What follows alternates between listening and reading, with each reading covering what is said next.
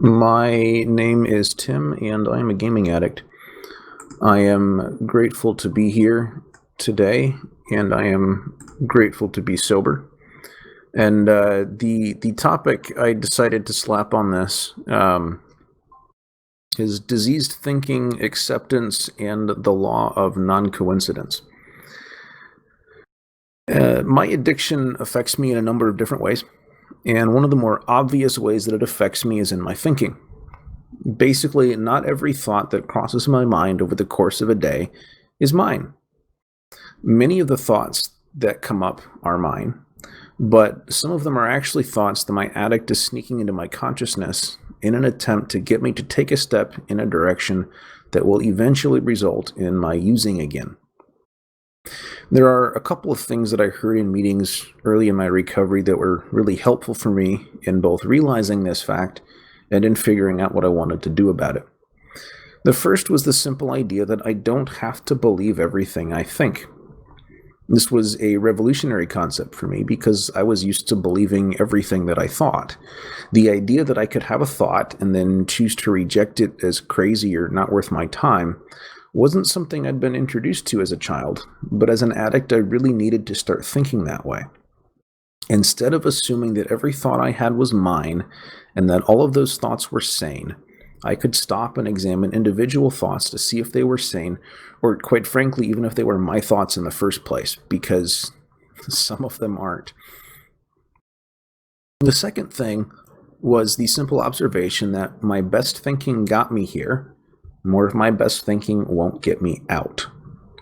I was going to need something outside of me to help me evaluate the sanity of my own thoughts, because even in early recovery, it was becoming clear that I wasn't somebody I could count on when it came to figuring out if I was having sane or insane thoughts. For several months, I tried to make a habit of bouncing most of my thoughts off of another addict to see what somebody besides me made out of my diseased thinking. And this was really helpful in a couple of different ways. One of the helps that came from it was an immediate improvement because my thinking is crazy. I will find myself with crazy ideas that I think are sane. And if I do them, bad things happen.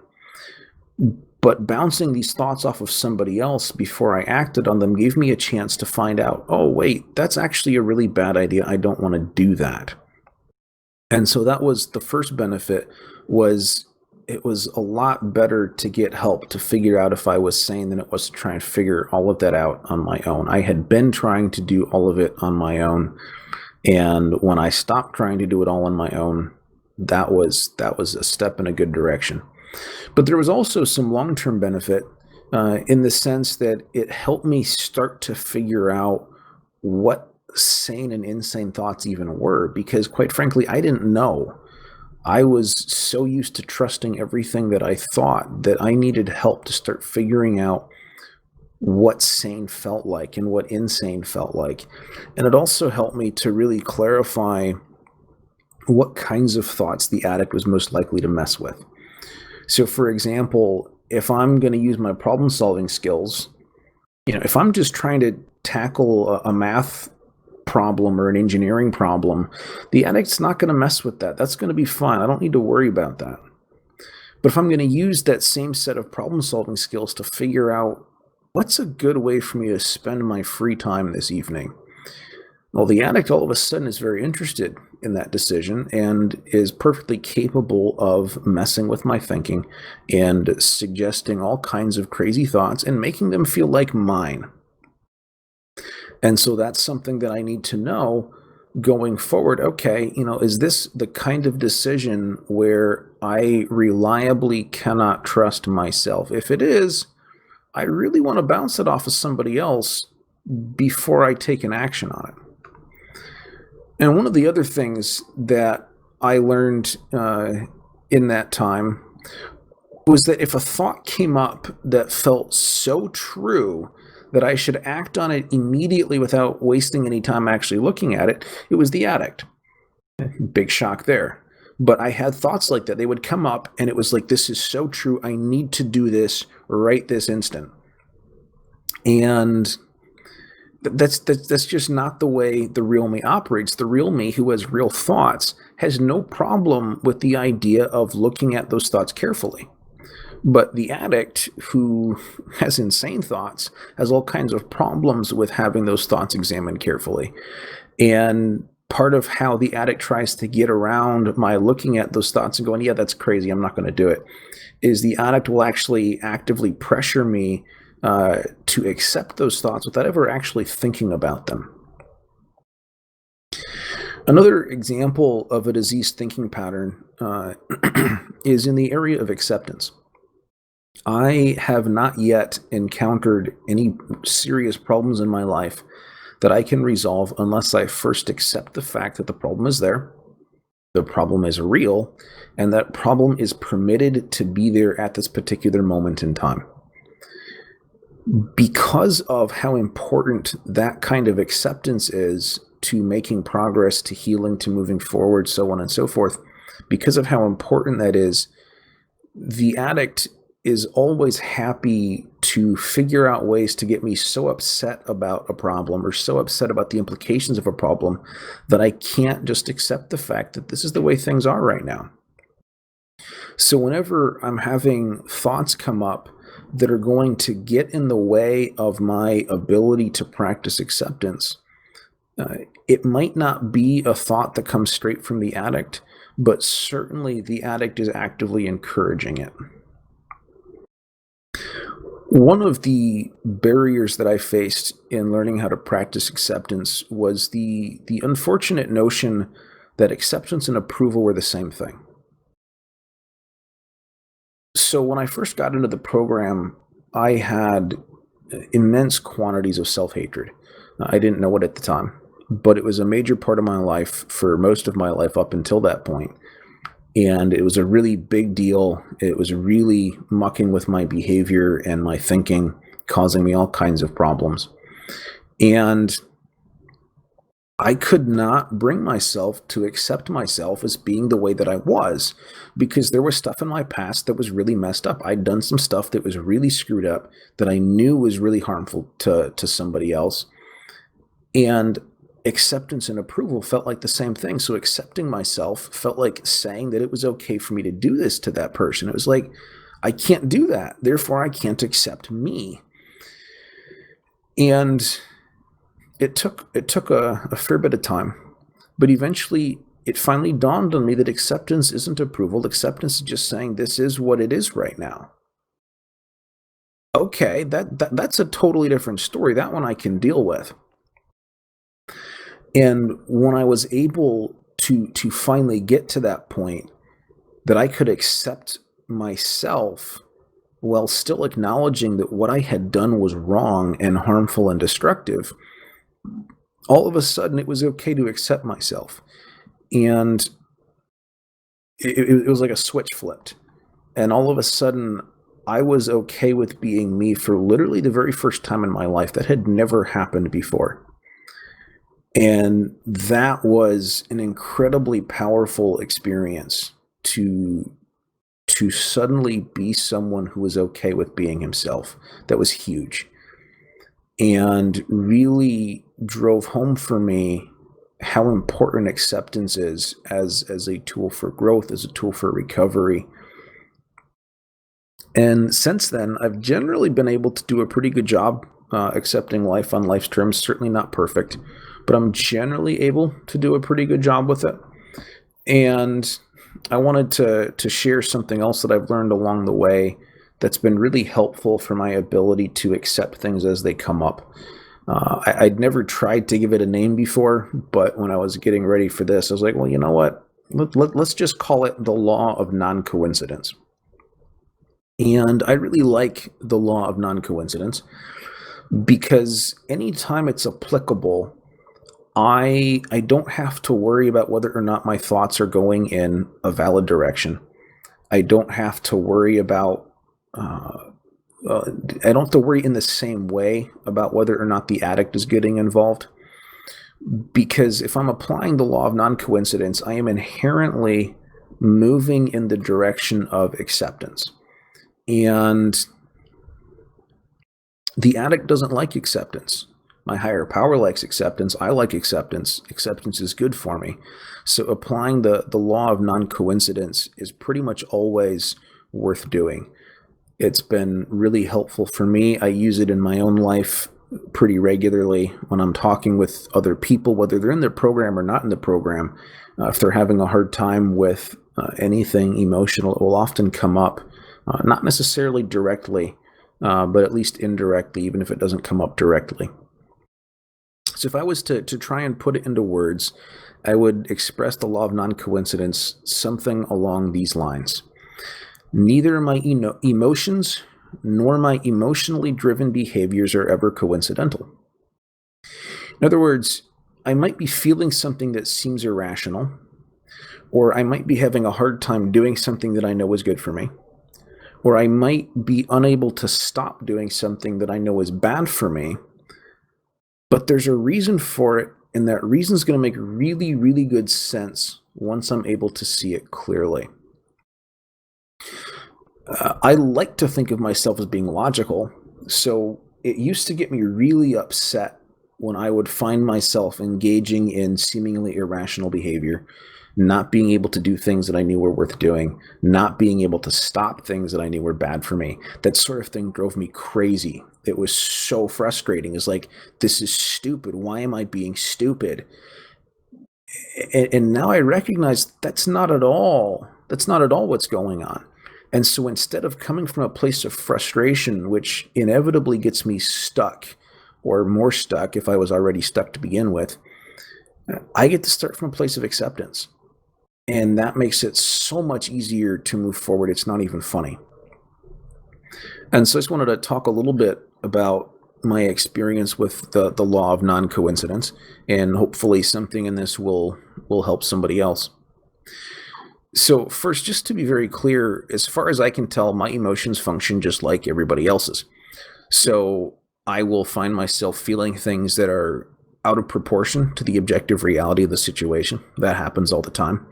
I will find myself, somebody will say or do something that's somewhat offensive or somewhat hurtful, and I will experience it as a really big deal, and it's a huge problem, and it's on.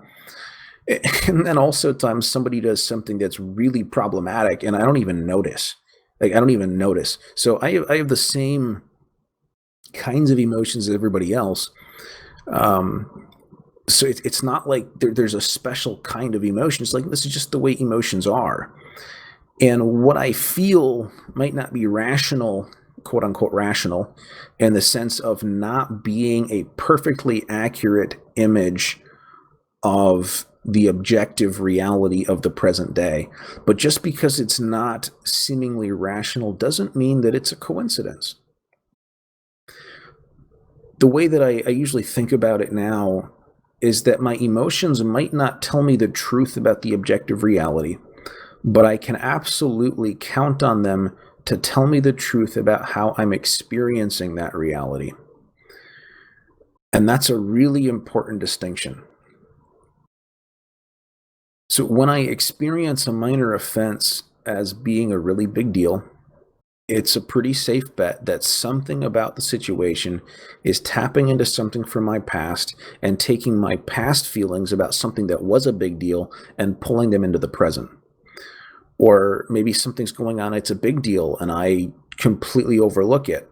Well, there's a few different possible reasons for that. One of them is I'm so used to having what I feel not be a big deal that I don't even notice. I'm taking my past experiences, the expectations that I have from the past, and my emotions are just applying them in the present, whether or not I realize that in the moment or not. So the fact that something feels true doesn't mean that it is true, but the fact that it feels true tells me that I've had some kind of significant experience or set of experiences in the past where life played out like it's true, and those things haven't been resolved in a healthy way yet. And that's part of what points me in a good direction, is because I know that there's something there that's worth looking at some point, often sooner rather than later, but certainly there's something worth looking in that direction soon. Part of what is a challenge for me in doing this, though, is I have spent so much of my life with my emotions being buried that I actually don't usually notice that I'm having a feeling until after it starts to express itself in the form of a seemingly irrational behavior or an urge to engage in a seemingly irrational behavior. Um, I'll be going through life, and next thing I know, I have a crazy thought in my head. Well, why do I want to do this crazy thing? Oh, wait, that's probably because there's an emotion going on, and I don't want to deal with it. And this crazy thing will make that emotion go away for a little bit. And so that's usually actually what tips me off to knowing that I'm feeling something. It's not that I start feeling something, it's that I was like, wow, that's a crazy idea. Why do I want to do that crazy thing? Um, so I found this out pretty quick once recovery really got going for me. I'd have an urge to game, and I could talk to people about the urge to game, and that was good. That was helpful. But there was inevitably something going on in the background, and it had to be dealt with. Sometimes it was an emotion. Sometimes I was taking back control of my will and my life from my higher power, and so I was messing with my step three. Those were two of the common causes for gaming urges for me, and I had to deal with those if I wanted to be able to stay sober. And to this day, I still tend to like I said, notice that I'm having an emotion because I find my behavior trying to change, or sometimes I find my behavior changing. Um, and I have to keep in mind this is where this law of non-coincidence goes. This insane desire is not a coincidence. A lot of times it's actually me trying to escape the reality of an unpleasant emotion. And if I take the time to figure out what that emotion is, if I'm in a good enough place where I can do that, if it feels safe enough to be able to do that, what I'm going to find out is that the emotion isn't a coincidence either. It's typically a reaction that's actually based on something in the past that was a big deal, and what's happening right now is tapping into it. So, one of the really concrete ways that this shows up in my life, like right now, today, is my desire to isolate. Now, I am naturally an introvert. I like people, but people take energy to relate to, and I enjoy solitude. I appreciate solitude, having extended periods of time where I don't have to interact with anybody else. Like, this is all good stuff. I like those things. But even though a certain amount of that is good and healthy for me as an introvert, that healthy desire is very easily distorted by my emotions into a very unhealthy desire to isolate and shut other people out of my life. And I have given in to the urge to isolate far more times than I can count, even though isolation, which for the record is not the same thing as solitude, isolation consistently harms both my recovery and my emotional well being. And 10 years ago, recognizing this, and even somewhat more recently than that, um, but I would have spotted this. Man, I'm isolating again, even though I know it's bad for me. What's wrong with me? I should have learned from this any one of the last dozens of times that I did that. Tim, what's your problem that you can't stop doing this thing that's bad for you? That's the kind of reaction that I would have had. Today, I get to apply the law of non-coincidence and realize there's a reason that I have such an overwhelmingly strong urge to isolate. And it can be strong enough to override my good sense. I know better, and I do it anyway sometimes. Why? Well, there's a really good reason. And in my particular case, where that's coming from is when I was growing up, both friends and family gave me abundant reasons to believe that I was completely and totally alone, that nobody cared about any of my problems, and that I was going to have to deal with everything all by myself. So, why would I tell somebody that I'm having a hard time when so much of my life was telling me, Tim, nobody cares if you're having a hard time? Okay, so why am I telling people I'm having a hard time? I'm not. Thank you very much. Why am I asking people for help when so much of my life told me, Tim, nobody cares. Nobody wants to help you. You're not worth their time. So stop wasting it. And so like my parents left me feeling very abandoned at a fairly young age, and it was quite literally their job to love me. So clearly I can't trust family. My best friend, as a teenager, he abandoned me to become friends with everybody else, even though the whole thing that got us to be friends in the first place was everybody trying to shun him and my refusing to do so. So clearly I can't trust friends either because they're going to stab me in the back just like everybody else. So of course I want to deal with all my problems by isolating. I don't trust anybody. I don't expect people to care. This is why I isolate. This is why I want to keep people out. There's a reason that urge to isolate is so strong. Being vulnerable doesn't feel safe because people are just going to abandon me eventually anyway. And if I let them in close, then when they abandon me, it's going to hurt a lot. If I keep them at a distance and they abandon me, it doesn't hurt anywhere near as much. And so all of a sudden, this desire to isolate that I would have said was completely irrational 10 years ago. Man, Tim, what's wrong with you? Why can't you stop when you know what's bad for you? I look at it now and it's like, oh my goodness, I know exactly why I do that. And so even though I can look at it and go, yeah, most people don't do things the way that my parents did things. Most people don't do things the way that my former best friend did things. But my emotions aren't irrational. Are they an accurate reflection of the present day reality? No. Are they a coincidence? No. So I can't call those emotions coincidental. I can't be upset with myself for having them because they make a lot of sense. And that acceptance makes it so much easier to move forward in good, positive, and healthy ways. It's not even funny. Sometimes the reasons behind my emotions and the behavior that those emotions drive can be pretty obvious and straightforward. Sometimes it's a lot more hidden and difficult to figure out. Sometimes I start thinking about it and right away it's like, oh, that's why I'm doing this. And sometimes it's not that quick.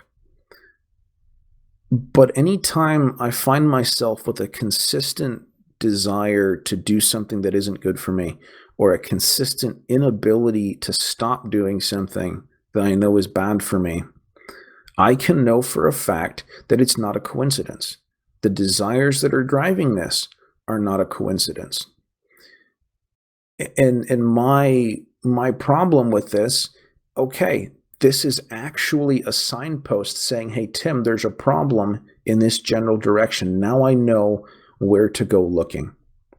I might not be able to see it yet. It might be a while before it's safe to see it yet, but I know what direction I have to head off in to find it. I know what a decent starting point is in order to find it. I have useful information like that I can put into use, sometimes by myself, sometimes with a phone call with somebody else, a friend in recovery, a sponsor, or in a therapy session. Like, this is all stuff that I can act on, that I can take action with. And just to be clear, the law of non-coincidence is not a substitute for working the 12 steps. And the law of non-coincidence is not a substitute for a relationship with a loving higher power.